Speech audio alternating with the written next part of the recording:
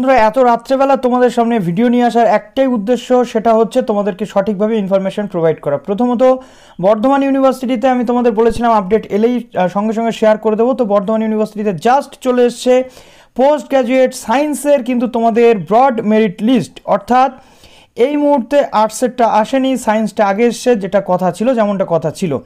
তো দেখো professional broad যে মেরিট লিস্ট সেটা এখানে চলে আসছে, এবং কখন অ্যাডমিশন থেকে শুরু করে এভরিথিং হচ্ছে সেটা আমি অবশ্যই তোমাদেরকে জানাচ্ছি। তো দেখো আমি জাস্ট এটা ডাউনলোড করে নিলাম, ব্রড মেরিট লিস্ট, যেটা এখানে কিন্তু ওভারঅল যে বিষয়টা রয়েছে 282 পেজের যেটা রয়েছে। Following the professional broad list of all eligible candidate M.A M.Sc admission in department faculty of science 22-24, যেটা a list of foreign applicants will be published later, অর্থাৎ বিদেশি ক্যান্ডিডেটরা যারা আবেদন করেছেন তাদের র্যাঙ্ক লিস্টটা পরে আসবে।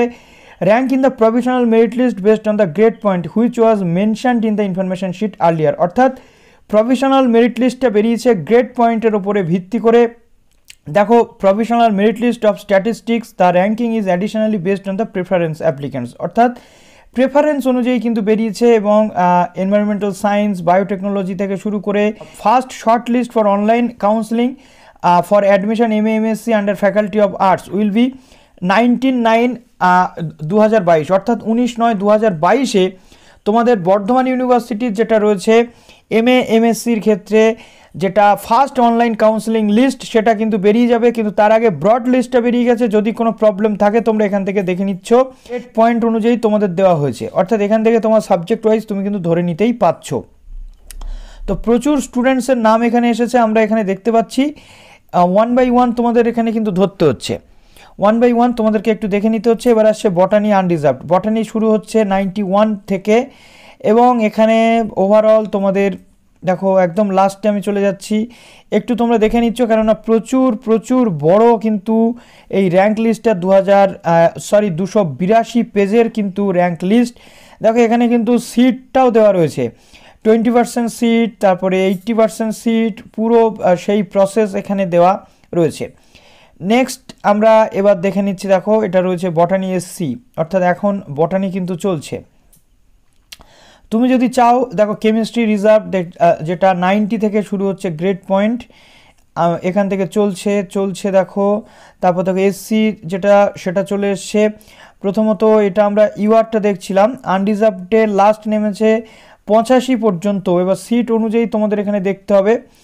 তারপর দেখো এখানে তোমাদের বাদবাকি যে লিস্ট সেটা পাচ্ছ। এবার যদি তোমাদের প্রবলেম হয়, যদি তোমরা মনে করো যে খুঁজে পাচ্ছ না, জাস্ট এইখানটাতে তোমরা সার্চে চলে যাচ্ছ। সার্চে ধরো আমি এখানে জিওগ্রাফিটা একটু দেখে নিচ্ছি, জিওগ্রাফি ধরো আমি এখানে জিওগ্রাফি দেখে নিচ্ছি। দেখো জিওগ্রাফির লিস্ট কিন্তু এখানে আমার সামনে চলে এসছে, 92 থেকে শুরু হচ্ছে জিওগ্রাফি আনরিজার্ভড, এবং জিওগ্রাফি 86 এখানে আমার চলে আসছে লাস্ট, অর্থাৎ সিট কটা রয়েছে জিওগ্রাফিতে সেই অনুযায়ী আমাকে দেখতে হচ্ছে যে কটা সিট রয়েছে।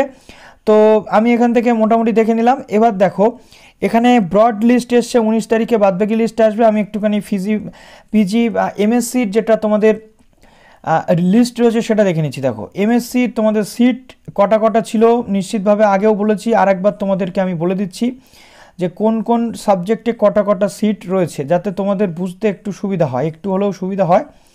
তো চলো সিটগুলো একটু দেখিয়ে দিই। দেখো এখানে যে খরচ সেটা দেওয়া রয়েছে। সিট দেখো এখানে সাবজেক্ট ইনটেক কটা, 68টা, যে এখানে 80%, 20%-এর জন্য এখানে 17টা রয়েছে। তারপরে তোমাদের যে বিভিন্ন কলেজগুলো রয়েছে সেই কলেজগুলোতেও আলাদা সিটের যে ব্যবস্থা সেটা থাকে। তো এইভাবে সিটটা তোমরা দেখে নিচ্ছ। নিউট্রিশন, পাবলিক হেলথ থেকে শুরু করে জিওগ্রাফিতে দেখো, জিওগ্রাফিতে টোটাল আমাদের রয়েছে 57টা 80%-এর জন্য, আর 20%-এর জন্য রয়েছে 14টা সিট। তারপরে CGC অর্থাৎ চন্দ্রনগর গভর্নমেন্ট কলেজের জিওগ্রাফির জন্য আলাদা সিট রয়েছে। জিওগ্রাফিতে আমরা যে লিস্টটা দেখছিলাম আরেকবার আমরা সেই লিস্টটা একটুখানি দেখে নেব। দেখো এটা জাস্ট আমি ওপেন করে নিলাম, এখানে আমি মানলাম জিওগ্রাফি, দেখো আমি লিখলাম জিওগ্রাফি, ঠিক আছে। জিওগ্রাফি লেখার পর সিট কটা দেখো।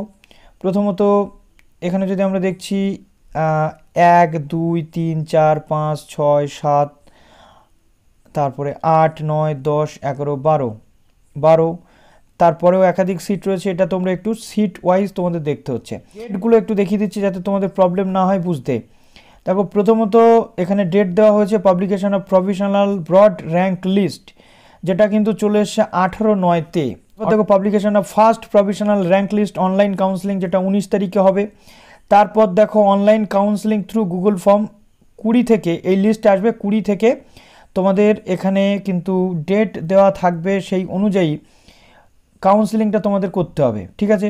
পাবলিকেশন অফ প্রভিশনাল লিস্ট যেটা সিলেক্টেড ক্যান্ডিডেট 23 থেকে 26 পর্যন্ত চলবে, অর্থাৎ কাউন্সিলিংটা তোমাদের গুগল ফর্মের মাধ্যমে করতে হবে, তোমরা পোর্টালেই পেয়ে যাবে।